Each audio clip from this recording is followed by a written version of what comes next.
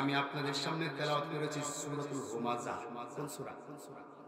সূরাতুল হুমাযা। আমার ভাইরা, আমার বন্ধুগণ, এই সূরাটির বৈশিষ্ট্য হলো এই সূরার প্রথম কয়েকটি আয়াতে আমাদের মতো মানুষের কিছু ত্রুটি, কিছু দোষ বর্ণনা করার পরে তাদের পরিণতিগুলো কি হবে এই বিষয়ে আমাদেরকে সতর্ক করা হয়েছে। আমরা যদি সতর্ক হতে চাই তাহলে এই সূরাটির তাফসীর আমাদেরকে সম্পূর্ণ শোনার দরকার আছে না নাই? আসতে বলবেন না, আছে না নাই? আমার ভাইয়েরা, আমার বন্ধুগণ, আল্লাহ পাক রব্বুল আলামিন শুরু করেছেন ওয়াইলুল লিকুল্লি হুমাযাতিল লুমাযাতিন লিল্লাযী জামা'a মালাহু ওয়া 'আদ্দাদাহু ইয়াহসাবু আন্না মালাহু আখলাদাহু কাল্লা লায়ুনবাযান্না ফিল হুতামাতি ওয়া মা আদরাকা মাল হুতামা নারুল্লাহিল মুqadatul lati tattali'u 'alal af'idah إنها عليهم مؤصدة في عمد ممددة جربوا الله أكبر আল্লাহ রাব্বুল আলামিন বলেন ওয়াইলুল লিকুল্লি হুমাযাতিল লুমাযা, নিশ্চয়ই অবশ্যই অচিরেই ওয়াইলুল লিকুল্লি, কুল্লুন মানে সমস্ত, কাউকে বাদ দেন নাই, হুমাযাতিল লুমাযা যারা নাকি সামনে এবং পেছনে মানুষের দোষ ত্রুটি বর্ণনা করে, দোষকে চর্চা করে। আল্লাহ বলছেন তাদের জন্য দুর্ভোগ। ওয়াইল শব্দের অর্থ হচ্ছে, একটি অর্থ হচ্ছে দুর্ভোগ, আর ওয়াইল শব্দের আরেকটি অর্থ হচ্ছে ওয়াইল একটি জাহান্নাম। ঠিক কিনা জেনে বলেন? তাহলে আল্লাহ পাক বলছেন যারা নাকি মানুষের সামনে এবং পিছনে, হুমাযাতিন অর্থাৎ সে ব্যক্তি মানুষের পেছনে পেছনে দোষ ত্রুটি বর্ণনা করে, আর লুমাযাতিন এক শ্রেণীর মানুষ আছে সামনাসামনিও মানুষের দোষগুলাকেই খালি বর্ণনা করে, গুণের কোনো কথা বলে না। ঠিক কি না? আমার ভাইরা খুব ভালো করে বুঝতে হবে এই হুমাযাতিল লুমাযা এই দুইটি শব্দের ব্যাপক অর্থবোধক তাফসীর আছে। আল্লাহ পাক রব্বুল আলামিন বলেন সূরাতুল হুজুরাতের মধ্যে ইয়া আইয়ুহাল্লাযীনা আমানু ইজতানিবু কাসীরাম মিনাদ-দন ইন্না বা'দাদ-দন্নি ইথমুন ওয়া লা তাজাসসু ওয়া লা ইয়াগতাব বা'দুকুম বা'দা। জোরে বলুন আল্লাহু আকবার। ইয়া আইয়ুহাল্লাযীনা আমানু, ওহে ঈমানদারগণ, ইজতানিবু কাসীরাম মিনাদ-দন, তোমরা বেঁচে থাকো বেশি বেশি আন্দাজে মানুষের উপরে ধারণা করা থেকে বেঁচে থাকো। একে অপরের প্রতি কোনো কুধারণা করা যাবে না। আমাদের মধ্যে এই স্বভাবটা আছে, আমরা যে কোনো মানুষের বিষয়ে কোনো না কোনো ভাবে যে কোনো একটা ফাও ধারণা করে বসে থাকি। কথা বলছেন না কেন? চেনে না, জানে না, কোনোদিন দেখাও হয় নাই, পরিচয়ও হয় নাই, হঠাৎ করে তাকে দেখার সাথে সাথে ধারণা করে বসে আছে ওই দলের লোক মনে হয়। কথা বলছেন না কেন? ধারণা করে বসে আছি, হয়তোবা এই ধরনের টুপি মাথায় দিয়েছে মনে হয় সর, মনে হয় অথবা রশি, না হয় পাগড়ি মাথায় দিয়েছে মনে হয় হেফাজত ইসলাম, পাঁচকলি মাথায় দিলে মনে হয় কওমি, উঁচা টুপি মাথায় দিলে মনে হয় জামাত ইসলাম। এই ধরনের আন্দাজে একজনকে দেখেই ফাও ধারণা করা, আল্লাহ পাক এই ধারণা করা থেকে নিষেধ করেছে। ঠিক কি না? আন্দাজে ধারণা করা যাবে না। আপনারা জানেন গল্প, একজন নামাজ পড়তে গিয়েছে, তাহাজ্জুদের নামাজ, গিয়ে দেখছে অপর প্রান্তে আরেকজন পুকুরের মধ্যে নেমেছে গোসল করতে। যিনি নামাজ পড়তে উঠেছেন তিনি মনে করছেন যে ওই লোকটিও বোধহয় আমার মতো তাহাজ্জুদ পড়তে উঠেছে। ঠিক কি না? আর ওই পাশে যে ছিল সে হচ্ছে চোর। সে কে? চোর। এই চোর মনে মনে চিন্তা করছে আমি যেমনি সারা রাত চুরি করার পরে গোসল করতে আসছি, ও বেটাও মনে হয় আমার মতো চোর। এরকম ধারণা মানুষ করে কি করে না? মানে নিজের মধ্যে যা থাকে মুখ থেকে ওইটাই বাইরে। ঠিক কি না? আমার ভাইয়ের জন্য এই ধরনের কোন ধারণার ভিতরে যাওয়া যাবে না। ইজতানিবু কাসীরাম মিনাদ-দন, কারণ অধিকাংশ ধারণা সঠিক হয় না, বেঠিক ধারণা হয়ে যায়। ঠিক কিনা জোরে বলেন?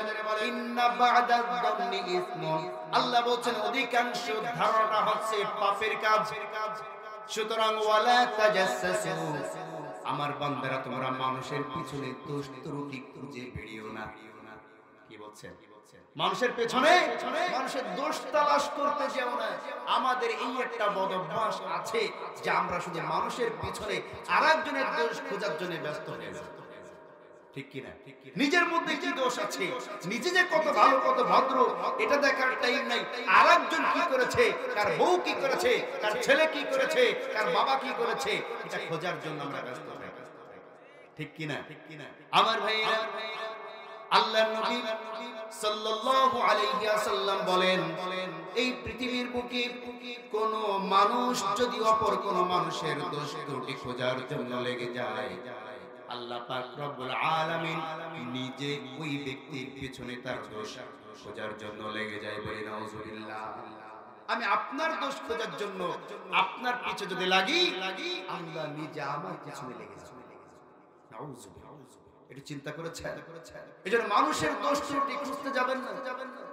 আমাদের সমাজে এমনও আছে খালি মানুষের দোষ ত্রুটি খুঁজে বেড়ায়।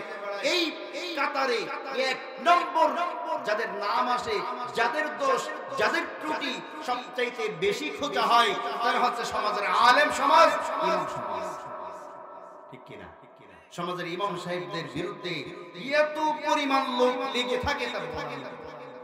আমি মাদারীপুরে এক জায়গায় যখন ইমামতি করতাম, ইমামতের জন্য ইন্টারভিউ দিতে গিয়েছি, গিয়ে দেখি ইমাম সাহেব যে আগে যে ইমাম সাহেব ছিল তিনি উপস্থিত আছেন, তাকে তারা রাখবে না। একজন মুসল্লিকে বললাম যে মিয়া সাহেব, ইমাম সাহেব তো এখন আছে, তাহলে কেন তাকে বাদ দিয়ে আরেকজনকে আপনারা নিতে চাচ্ছেন? আস্তে আস্তে কানের কাছে এসে বলছে, এই ইমাম সাহেব ফরজ গোসল করে। কি বলছে? তার মানে কি? মনে হয় সারা রাত না ঘুমায়া ইমামের ঘরের পিছনে বসে বসে পাহারা দিয়েছে। কথা বলছেন না? কেমন মানুষ আছে না নেই? ইমামের পিছনে এমন ভাবে আটার মতো লেগে থাকে। ইমাম সাহেব যদি চায়ের দোকানে যায় তাও দোষ, ইমাম সাহেব যদি মুরব্বীদের সাথে গল্প করে তাও দোষ, ইমাম সাহেব যুবকদের চললে তাও দোষ, ইমাম সাহেব যদি ছোট ছোট ছেলে পেলের সাথে বাচ্চাদের সাথে উঠা বসা করে খেলাধুলা করে তাও ইমামের দোষ আছে না? সবখানে ইমামের দোষ। আমার ভাইরা, এভাবে ইমামের পিছনে দোষ ত্রুটি খোঁজার জন্য লেগে যায়। পদে পদে ইমামের ভুল যারা ধরতে চায় তাদেরকে বলে রাখি, তুমি ইমামের পিছনে যেমনি ভাবে লেগে থাকো, মাদ্রাসার উস্তাদের পিছনে যেমনি ভাবে দোষ ত্রুটি খোঁজার জন্য লেগে থাকো, নিজের সন্তানের পিছনে যদি এই সময়টা ব্যয় করতে, তোমার সন্তান গাঁজাখোর হতে পারতো না। কথা হচ্ছে না? নিজের সন্তান গাঁজা খেয়ে, নিজের সন্তান গার্লফ্রেন্ড নিয়ে ঘুরতে ঘুরতে রাত 12টায় বাড়ি আসে, ওইদিকে ওনার কোনো খোঁজ খবর নাই। ইমাম সাহেব কি করলো, মাদ্রাসার হুজুর কি করলো, এগুলো খুঁজে।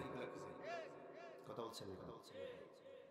আমার ভাইয়েরা, আমার বন্ধুগণ, এজন্য আল্লাহ বলেছেন ওয়ালা তাজাসসু, তোমরা মানুষের দোষ ত্রুটি খুঁজে বেরিও না।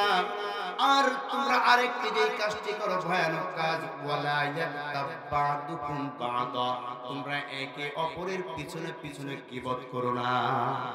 কি করো না? একে অপরের অনুপস্থিতিতে গীবত করা, এটা আমরা এখন ভাত মাছের মতো মনে করে নিয়েছি। ঠিক কি না? আগে এই গীবতের প্রবণতা বেশি ছিল নারীদের মধ্যে, এখন এই গীবতটা পুরুষদের মধ্যেও প্রবেশ করেছে। ঠিক কি নজরে বলেন? নারীরা যখন এক জায়গায় হয়, 2-3 মহিলা, 3-4 জন মহিলা যখন একত্রিত হয়ে যায়, আগে শুরু করে নিজের স্বামীর গীবত দিয়া। কথা বলছেন না? আগে নিজের স্বামীকে দেয়া শুরু করে, বলে আমার স্বামী এরকম ওরকম বদমাইশ হাবিজাবি, কত প্রকার দোষ আছে সব আরেকজন মহিলার সামনে। নিজের স্বামীর কৃষ্টি কালচার যখন বলা শুরু করে, পাশের মহিলার মুখ চুলকায়, ওকাই বুবতি থাম, তোরটা তো ভালো আছে, যে যাকে নিয়ে সংসার করে সে তাকে চেনে, তোরটা তো ভালো, আমার তো জাহান্নাম। কথা বলছেন? কতটা তো ভালো আছে, আর আমি দেখে এখন সংসার করি, অন্য কেউ হইলে কবে কবে এরকম আছে না? আসতে বলবেন আছে না নেই? স্বামীর বদনাম থেকে শুরু করে, স্বামীর বদনাম শেষ হয়ে গেলে শাশুড়িকে ধরে, শাশুড়ির বদনাম যখন শেষ হয়ে যায় ননদ থাকলে ননদেরটা ধরে, ঘরের মধ্যে যখন শেষ তখন এলাকায় ঢোকে। কথা বলছেন না কেন? অমুকের বউ এই করেছে, তমুকের মেয়ে এই করেছে, যত বিবিসি সংবাদ টেলিভিশনে আসার আগে ওদের কাছে খবর পাওয়া যায়। এই যে গীবত এখন পুরুষরাও করে, করে কি করে না? চায়ের দোকানে বসলেই বোঝা যায় এলাকায় রাত্রে কি ঘটেছে, পরের সকালে চা খেতে গেলে সব জানে। বলছেন না কেন?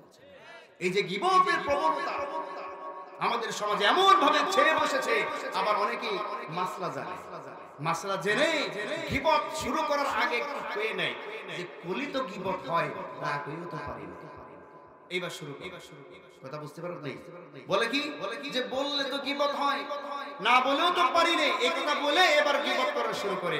আমার ভাইরা, গীবত এত বড় মারাত্মক একটি অপরাধ, খুব ভালো করে বুঝবেন। আপনি আরেকজনের পেছনে নিন্দা করলেন, গীবত করলেন, তার দোষ ত্রুটি চর্চা করলেন, আপনি ওই ব্যক্তির হক নষ্ট করলেন। কি করলেন? কথা বলছেন? আপনারা কি আমার কথা বুঝতেছেন? কষ্ট হচ্ছে মনে হয়, অনেক খারাপ লাগতেছে, দ্রুত শেষ করে দেই। হ্যাঁ, তা কথা বলছেন না কেন? একজনের গীবত যদি আপনি তার পিছনে পিছনে করেন, আপনি তার হক নষ্ট করলেন। কি করলেন? হক নষ্ট করলেন। আমার ভাইয়েরা খুব ভালো করে সাবধান হয়ে যান। আপনি নামাজি ব্যক্তি, নামাজ পড়েন, নামাজের মধ্যে যদি আপনার ত্রুটি হয়ে যায়, এই নামাজটা আল্লাহর হক, আল্লাহর হক আদায় করতে গেলে ত্রুটি হলে আল্লাহ মাফ করে দিতে পারেন। রমজান মাসে রোজা রাখতে গিয়েছেন, রোজার মধ্যে ত্রুটি হয়ে গিয়েছে, আল্লাহর হক আল্লাহ ইচ্ছা করলে মাফ করে দিতে পারেন। আপনি হজ করতে গিয়েছেন, আল্লাহর হক, হজের মধ্যে ভুল ত্রুটি হতে পারে, ইচ্ছা করলে আল্লাহ মাফ করে দিতে পারেন।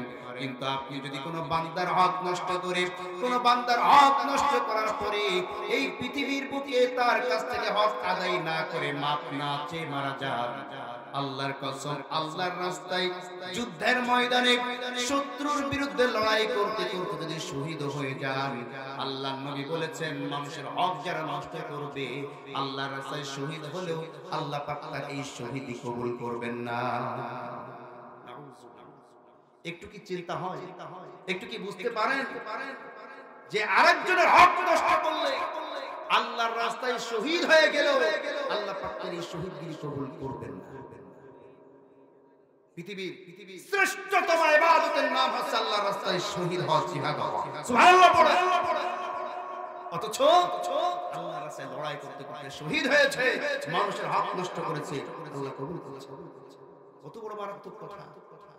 আমার ভাইয়েরা, আমার বন্ধুগণ, এজন্য যদি কেউ ভুলে অথবা ইচ্ছাকৃতভাবে কোনো ব্যক্তির জন্য গীবত করে থাকেন, তার পিছনে পিছনে দোষ ত্রুটি বলে থাকেন, যতক্ষণ পর্যন্ত তার কাছে গিয়ে মাপ না চাওয়া হবে, আর সে যদি মাপ না করে, আল্লাহ পাক কিন্তু আপনাকে আমাকে মাফ করবেন না। কথা কি বোঝা গিয়েছে? আমরা কি কেউ কাউকে মাপ চাই? গীবত করার পরে কেউ মাপ চাই?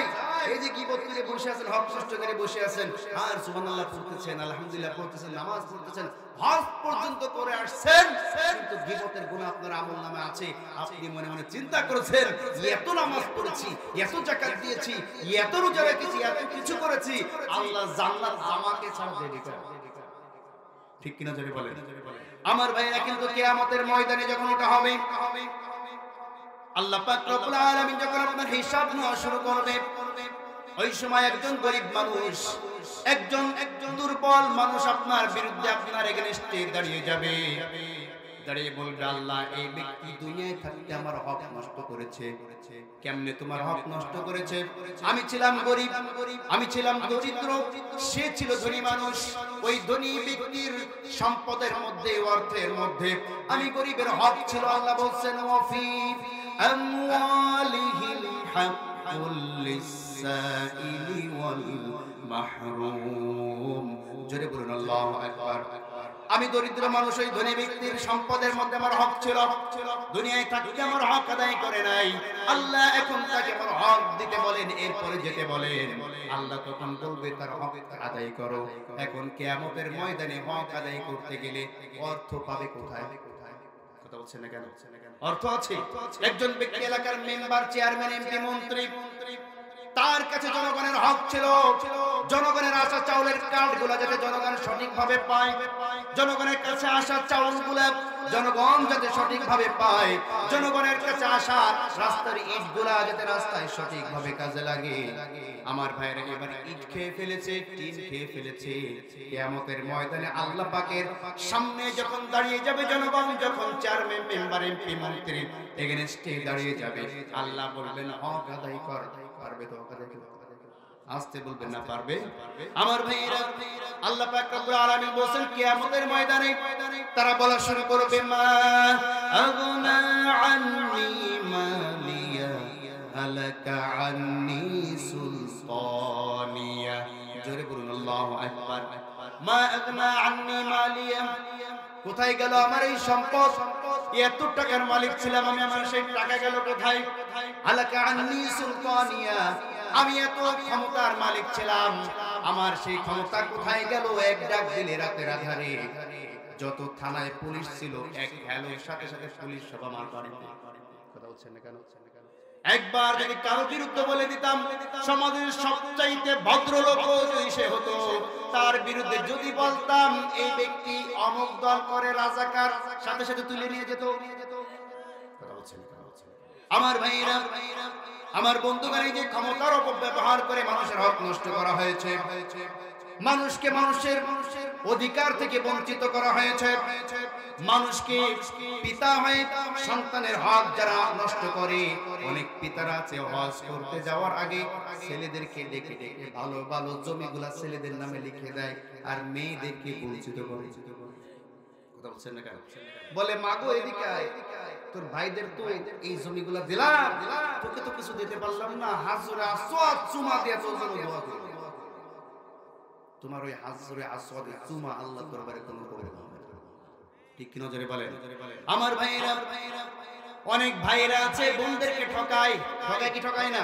বাবা মারা গিয়েছে, বোনরা যেই জমি জমা পাবে, এই হক যখন বোনেরা নিতে আসে, তখন ভাইয়ের সাথে ইতিপূর্বে ভালো সম্পর্ক ছিল, ইতিপূর্বে বেড়াইতে আসলে ভালো ভালো খাইতে দিত, যখনই বলেছে আমার বাবার সম্পত্তির যে ওয়ারিশটুকু আমি পাই এইখান থেকে আমাকে দাও, তখনই ভাইয়ের সাথে আর বোনের সাথে দাও কুমড়া সম্পর্ক। কথা বলছেন না কেন? এই যে বোনকে যারা ঠকায়, অনেক ভাই আছে নিজে বড় ভাই ছোট ভাইকে ঠকায়, আছে না নাই? ছোট ভাই বা নিজের ভাই একটু কম বোঝে তাকে ঠকিয়ে দিয়েছে। অনেকে আছে প্রতিবেশীদেরকে ঠকায়। ঠকায় কি ঠকায় না? এই যারা প্রতিবেশীর হক নষ্ট করে, ভাই হয়ে ভাইয়ের হক নষ্ট করলো, বোন হয়ে বোনের হক নষ্ট করলো, যত প্রকার ভালো কাজ করুক না কেন, বান্দার হক নষ্ট করার কারণে কোন ইবাদত আল্লাহ পাক রব্বুল আলামিন কবুল করবেন না। এজন্য গীবত আপনি করেছেন, বান্দার হক নষ্ট করেছেন। আপনার ক্ষমতা ছিল, আপনি একজনকে থাপ্পড় মেরেছেন, আপনার হক নষ্ট করেছেন। আপনি একজনকে যদি গালি পর্যন্ত দেন, শুধু শুধু এই গালি দেওয়াটাও তার হক নষ্ট করা। কথা কি বুঝতে পারেন? আমার ভাইরা, এর জন্য আমরা কত কত অপরাধী হয়ে বসিয়েছি, আর খালি চিন্তা করছি আমরা জান্নাতি জান্নাতি। আমি ইসলামী আন্দোলন করি, জান্নাতের টিকিট পেয়ে গিয়েছি। আমি রোকন হয়েছি, জান্নাতের টিকিট পেয়ে গিয়েছি। আমি চরমনার ময়দানে যাই, জান্নাতের টিকিট পেয়ে গিয়েছি। আমি তাবলীগের চিল্লা লাগাই, জান্নাতের টিকিট পেয়ে গিয়েছি। অথচ তাদের কাছে বসলে গীবতের ছড়াছড়ি, মানুষের হক নষ্ট করে বসে আছে, উনি জান্নাতের টিকিট নিয়ে বসে আছে। কথা বলছেন না কেন? তোমার পক্ষে জান্নাত কখনো জুটবে না যতদিন পর্যন্ত মানুষের হক নষ্ট করা থেকে বিরত না থাকতে পারবে। আমার ভাইরা, এজন্য আল্লাহ বলেন তোমরা একে অপরের প্রতি গীবত করো না, মানুষের হক নষ্ট করো না। ওয়ালা ইয়াগতাব বা'দুকুম বা'দান আইয়ুহিব্বু আহাদুকুম আন তা'কুলা লাহমা আখিহি মাইতান ফাকারিহতুমু। জোরে বলুন আল্লাহু আকবার। আইয়ুহিব্বু আহাদুকুম, তোমরা কেউ কি এটাকে পছন্দ করো, আনতা আকুলা লাহমা আখিহি মাইতান, তোমার একজন মৃত ভাই মরে পচে গন্ধ হয়ে গিয়েছে, এই পচা লাশটা তোমার সামনে নিয়ে আসা হলো, আর বলা হলো এই লাশ থেকে গোশত ছিঁড়ে ছিঁড়ে খাও। এটা খাওয়া কে কে পছন্দ করে না? কেউ কি খাবে? কেউ কি পছন্দ করে? বরঞ্চ পছন্দ তো করবেই না। এই মরা লাশের কথা কেন বলা হলো খুব ভালো করে বুঝবেন। দুইটা উদ্দেশ্যে মরা লাশের কথা বলা হয়েছে। এক নম্বর উদ্দেশ্য হচ্ছে রাতের আধারে আপনি যখন একলা একলা পথে চলেন, পথে চলতে চলতে হঠাৎ আপনি আপনার সামনে দেখতে পেলেন রাস্তার মাঝখানে অথবা মাঠের মাঝখানে একটি মরা লাশ শুয়ে আছে। দেখার পরে আপনি কি করবেন? হ্যাঁ, মরা লাশ যদি রাতের অন্ধকারে একা একা থাকেন, কেউ নাই সাথে, একটা লাশ আপনার সামনে পড়ে আছে, দেখলে কি করবেন? হ্যাঁ, ভয় পাবেন কিনা? হ্যাঁ, নাকি লাশ বাবু কেমন আছো, খুব ভালো, এই কথা বলবেন নাকি কেউ? হ্যাঁ, এমনকি নিজের বাবাও যদি মারা যায়, নিজের স্বামী মারা যায়, যে স্বামীকে ছাড়া বাঁচতো না, স্বামী মারা গিয়েছে, স্ত্রী বলছে এখনই এই লাশ ঘর থেকে বাহির কর, নাই তো আমি ভয়ে থাকতে পারছি না। কথা বলছেন না? কথা বলছেন আমার ভাইয়েরা। দুই নম্বর উদ্দেশ্য, এই পৃথিবীর বুকে যত কিছু মরে পচে যায়, আল্লাহ পাক ইচ্ছা করলে কুকুরের কথা বলতে পারতেন, কুকুর মরা পচার কথা বলতে পারতেন, শূকর মরা পচার কথা আল্লাহ ইচ্ছা করলে বলতে পারতেন, কিন্তু মরা মানুষের কথা এই কারণে বলেছেন পৃথিবীতে যত প্রকার বস্তু মারা যায়, জীবজন্তু মারা যায়, মানুষ মরে গেলে যে দুর্গন্ধ, এত দুর্গন্ধ অন্য কোনো মরা জিনিস থেকে বাইর হয় না। ঠিক কি না জোরে বলেন? এজন্য আল্লাহ পাক রব্বুল আলামিন বলেছেন আইয়ুহিব্বু আহাদুকুম আন তাকুলা লাহমা আখিহি মাইতান, তোমরা কেউ কি এটাকে পছন্দ করো যে তোমাদের একজন মৃত ভাই মারা গিয়েছে, তার গোশত তোমরা ছিঁড়ে ছিঁড়ে খাবে। আল্লাহ বলেন ফাকারিহতুমুহু, অবশ্যই তোমরা পছন্দ করবে না, বরঞ্চ অপছন্দ করবে। আমার ভাইরা, দুইটা উদ্দেশ্যের একটা উদ্দেশ্য, মরা মানুষ দেখলে আপনি যেমনি ভাবে আতঙ্কিত হয়ে যান, যেমনি ভাবে ভয় পেয়ে যান, ঠিক তেমনি ভাবে যেখানে গীবত হবে মনে করবেন, ওই গীবতের স্থান থেকেও আপনাকে মরা মানুষের মতো আতঙ্কিত হয়ে উঠে দৌড় মারতে হবে। দুই নম্বর, মরা দুর্গন্ধ যেমনি ভাবে আপনি দেখলে অপছন্দ করেন, ঘৃণা করেন, ঠিক তেমনি ভাবে যেখানে গীবত শুরু হয়ে যায়, যেখানে মানুষের বিরুদ্ধে সমালোচনা করা হয়, আমার ভাইয়েরা, ওইখান থেকেও ঘৃণার সাথে ওইখান থেকে উঠে দৌড় মারতে হবে। ঠিক কি না আমার ভাইয়েরা, আমার বন্ধুগণ? এজন্য আল্লাহ বলেন তাদের জন্য দুর্ভোগ, ওয়াইলুল লিকুল্লি হুমাযাতিল লুমাযা, যারা মানুষের পেছনে এবং সামনে মানুষের নিন্দা করে, তাদের জন্য দুর্ভোগ এবং জাহান্নাম, অর্থাৎ দুনিয়ায় যতদিন পর্যন্ত জীবিত থাকবে ততদিন পর্যন্ত দুর্ভোগের মধ্যে থাকবে, আর দুনিয়া থেকে যখন বিদায় নিবে তখন ওয়াইল নামক জাহান্নামের মধ্যে আল্লাহ পাক তাদেরকে নিক্ষেপ করবেন, বলে নাউজুবিল্লাহ। তাহলে যাদের থেকে সতর্ক করা হয়েছিল তাদের এক নম্বর হচ্ছে যারা মানুষের পেছনে পেছনে নিন্দা করে। কথা কি বুঝতে পেরেছেন? দুই নম্বর আল্লাহ বলেন ইয়াহসাবু আন্না মালাহু আখলাদা, দুই নম্বর ওই সমস্ত ব্যক্তি যাদেরকে আল্লাহ পাক রব্বুল আলামিন সম্পদ দান করেছেন, এই সম্পদ তাদেরকে দেওয়ার পরে এই সম্পদ আল্লাহর রাস্তায় ব্যয় করে না, খালি বসে গোনে আর মুছে দেয়। কথা বলছেন না কেন? সম্পদ খালি বাড়াইতেই থাকে, বাড়াইতেই থাকে, সম্পদ খালি উপার্জন করতেই থাকে। ইয়াহসাবু আন্না মালাহু আখলাদা, আর মনে মনে চিন্তা করে যে এই সম্পদ আমাকে আজীবন বাঁচিয়ে রাখবে, এই সম্পদ থেকে আমি কখনো বঞ্চিত হব না, এই সম্পদ যা পেয়েছি এই সম্পদ আমাকে অমর করে রাখবে। ঠিক কিনা জেনে বলেন? আল্লাহর রাস্তায় যখন চাইতে যাওয়া হয়, আল্লাহর রাস্তায় দিতে চাই না। আপনার এলাকার মধ্যে দেখবেন, এলাকার মসজিদের বেতনের দিকে তাকাইলেও বোঝা যায় মসজিদের বেতন শীট দেখলে একজনের নাম 50 টাকা, 50 টাকা 10 জন, তারপরে একজন 20 টাকা, এবার 20 টাকা যে তার সব থেকে জমি বেশি এলাকার। কথা বলছেন না কেন? এলাকায় সবচেয়ে যার জমি বেশি তার মসজিদের মাসিক বেতন 20 টাকা, আর যে ভ্যান চালায় তার বেতন 50 টাকা। আমার ভাইরা যখন দান করতে দেখা হয়, দান চাওয়া হয়, মসজিদের জন্য চাঁদা তোলা হয়, যে নাকি সবচেয়ে বেশি সম্পদশালী সে চুপ করে থাকে। কথা বলছেন না কেন? আল্লাহর রাস্তায় দিতে চায় না কৃপণ, সবাই কিন্তু একরকম নয়। যারা কৃপণ, যারা দিতে চায় না, তাদের কথা আল্লাহ বলেছেন যে এরা এদের মালগুলাকে খালি জমা করে, খালি ব্যাংকে টাকা রাখে, আর হ্যালো কত টাকা এত, আর কত হলে 1 লাখ হবে, 10,000 পাঠাই দিলাম, পরে আবার বলে আর কত হলে 2 লাখ হবে এত, খালি গুনতেই থাকে আর জমাইতেই থাকে, আল্লাহর রাস্তায় দান করতে চায় না। ঠিক কিনা জোরে বলেন? আমার ভাইরা, আমার বন্ধুগণ, এজন্য যারা নাকি মালগুলা জমা করে, আল্লাহর রাস্তায় সদকা করেন, আল্লাহর রাস্তায় দান করেন না, তাদের সম্পর্কে বলা হয়েছে এরাও পৃথিবীর বুকে যতদিন বেঁচে থাকবে ততদিন পর্যন্ত বিভীষিকাময় জীবনের মধ্যে থাকবে, পৃথিবীর বুকে যতদিন থাকবে অসুবিধার মধ্যে থাকবে, পৃথিবী থেকে বিদায় নিলে ওয়াইল নামক জাহান্নামের মধ্যে নিক্ষিপ্ত হবে বলে নাউজুবিল্লাহ।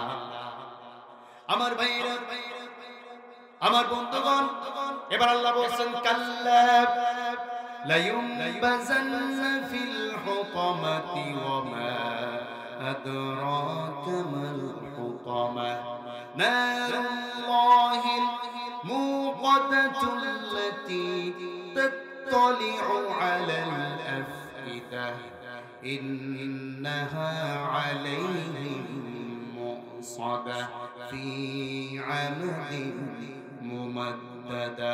জোরে বলুন আল্লাহু আকবার।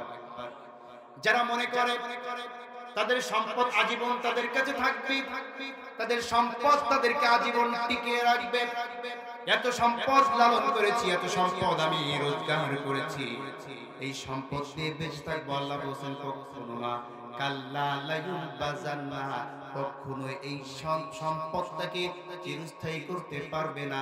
আমি অবশ্যই যারা সম্পদ উচ্ছিত করে রাখে ফিল হুতামা, আমি তাদেরকে হুতামার মধ্যে নিক্ষেপ করব বলে নাউজুবিল্লাহ। সম্পদ আল্লাহর রাস্তায় না দেওয়ার কারণে তাকে হুতামায় যেতে হবে। কোথায় যেতে হবে? হুতামা। হুতামা আমার ভাইয়েরা, হুতামা শব্দের অর্থ কি? আল্লাহ পাক রব্বুল আলামিন নিজেই বলছেন ওয়া মা আদরাকা মাল হুতামা, তোমরা কি জানো নাকি যে হুতামা মানে কি? হুতামা মানে কি জানেন?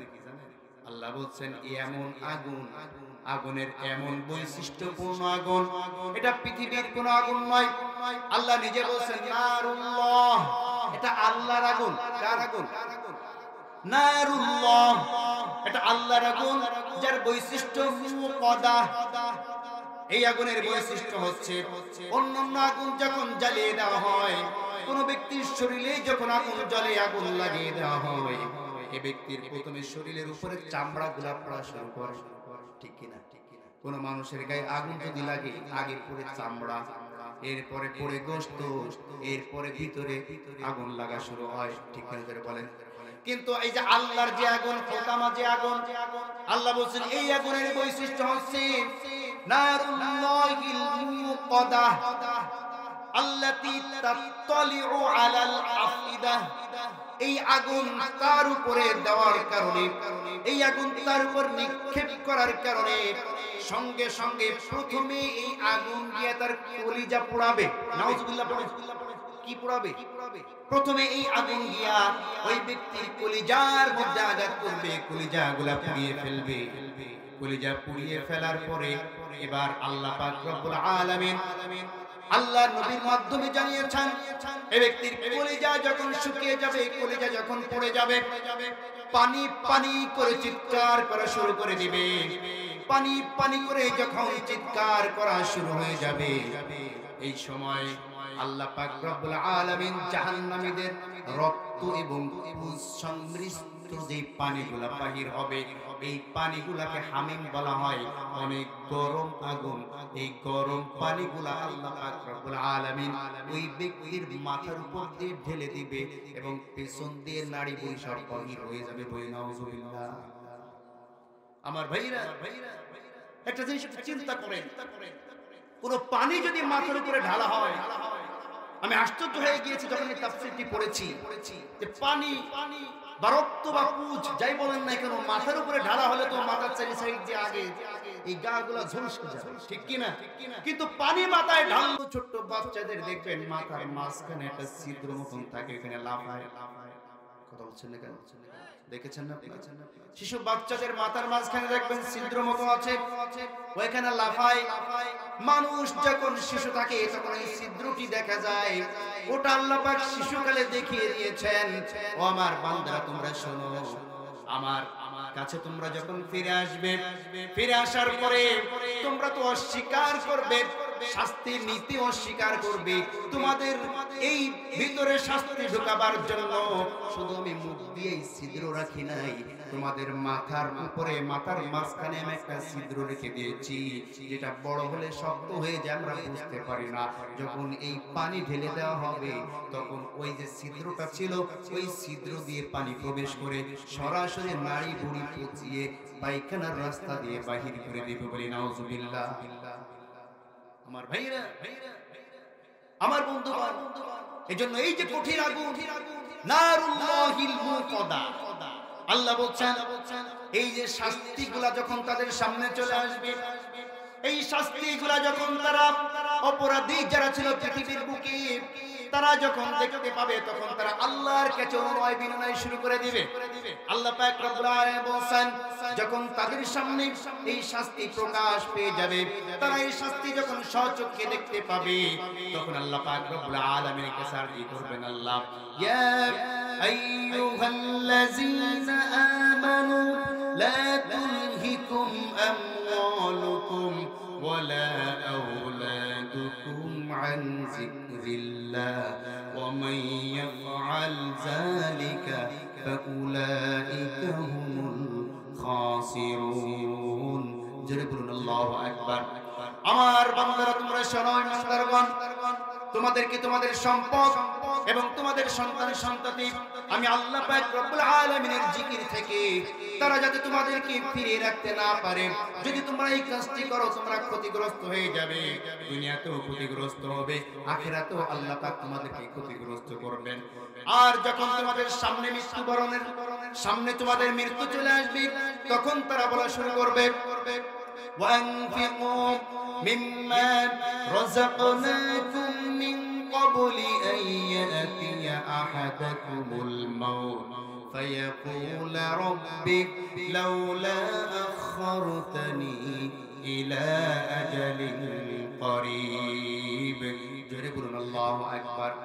আল্লাহর কাছে তারা বলবে রব্বি, আমাদের রব, আমাদের প্রভু, লাউলা আখরতানি ইলা আজালিন করিব, আমাদেরকে কি সামান্য সময়, একটু সময় দেওয়া যায় কিনা, সামান্য পরিমাণ একটু অবকাশ দেওয়া হবে কিনা, একটু সামান্য পরিমাণ যদি দুনিয়া আবার পাঠিয়ে দিতেন, আমাদেরকে যদি একটু দুনিয়ায় পাঠাইতেন। আল্লাহ বলবেন দুনিয়ায় পাঠাইলে কি করবি? তখন তারা উত্তর দিবে যে দুইটা কাজ দুনিয়ায় করি নাই, বরঞ্চ ওই দুইটা কাজের বাধা দিয়েছি, সেই দুইটা কাজ করব। এক নম্বর ফাআস সাদাকা, তোমার সম্পদ তোমার রাস্তায় সদকা করব। এক নম্বর কি? ফাআস সাদাকা, তোমার সম্পদ তোমার মাল তোমার রাস্তায় সদকা করব। দুই নম্বর এই কাজটি পৃথিবীতে করেছি যারা সমাজের সবচাইতে ভদ্র, সমাজের সবচাইতে ভালো মানুষ, যারা সত্যবাদী, তাদের বিরোধিতা করেছি, ওলামায়ে কিরামের বিরোধিতা করেছি, দলকে টিকিয়ে রাখার জন্য নেতাকে মহব্বত করে যারা ভালো মানুষ তাদের বিরুদ্ধে দুনিয়ার বুকে অবজেকশন দিয়েছি, তাদের বিরোধিতা করেছি। ইসলামের বিপক্ষে যাওয়ার কারণে আমি আজকে জাহান্নামের এই শাস্তি ভোগ করছি। আল্লাহ একবার দুনিয়ায় পাঠিয়ে দাও, ওই নেতাদের মুখে লাথি মেরে, ওই দলের মুখে লাথি মেরে আকুম মিনাস সলিহিন, যারা সত্যবাদী, যারা হকপন্থী, যারা ভালো মানুষ, তাদের সঙ্গী হয়ে যাবে। বলি নাউজুবিল্লাহ। বলেন তো আল্লাহকে সুযোগ দেবে? এই সুযোগ কি আল্লাহ দেবে? আল্লাহ বলেন ওয়ালা ইউআখিরুল্লাহু নাফসান ইযা জাআ আজালুহা। আমার ভাইরা, আল্লাহ পাক বলেন ওয়ালা ইউআখিরুল্লাহু নাফসান, কোন ব্যক্তিকে কোন সুযোগ দেওয়া হবে না যখন তার সময় শেষ হয়ে যাবে। আল্লাহ পাক কাউকে কোনো সময় দিবেন না, তাদেরকে যখন এই শাস্তি দেওয়া হবে আল্লাহ বলেন নারুল্লাহিল মুকাদ্দাব, এই শাস্তি দ্বারা তীব্র, শাস্তি যখন অপেক্ষা করবে, উপেক্ষা করতে না পারবে, আল্লাহর কাছে তখন তারা মৃত্যু কামনা করবে। কি কামনা করবে? মৃত্যু কামনা করবে। জাহান্নামীরা যখন মৃত্যু কামনা করা শুরু করে দিবে, আল্লাহ নবী বলেন তখন আল্লাহ পাক রব্বুল আলামিন জাহান্নামী এবং জান্নাতীদের মাঝখানে মৃত্যু নামক একটি যন্ত্র, যেটা দেখতে দুম্বার মতো, কিসের মতো? দেখতে দুম্বার মতো, দুম্বার আকৃতি, এই মৃত্যুকে দুম্বার আকৃতি করে জাহান্নামীরা যখন মৃত্যু কামনা করবে, হায় হায় যদি মৃত্যু বরণ করতে পারতাম হয়তো বা শাস্তি থেকে বেঁচে যেতাম, তখন এই মৃত্যুকে সামনে নিয়া, মৃত্যুকে জান্নাতি এবং জাহান্নামীদের মাঝখানে নিয়া মৃত্যু নামক যন্ত্রকে জবেহ করে দেয়া বলবে, আজ থেকে কারো আর কোনো মৃত্যু হবে না, জান্নাতীরা আজীবন শান্তিতে থাকবে, আর জাহান্নামীরা এই শাস্তি আজীবন তাদেরকে ভোগ করতে হবে। বলে নাউজুবিল্লাহ। আমার ভাইরা, এজন্য আল্লাহ বলেন যে তোমাদেরকে যে বিষয় সতর্ক করা হয়েছে, এই সতর্ককারী বিষয় থেকে তোমরা বেঁচে থাকবে।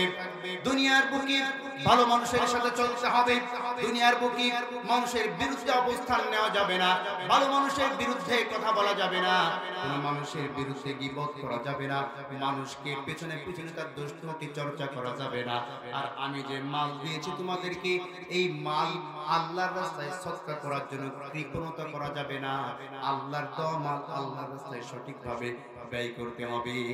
ঠিক কি না?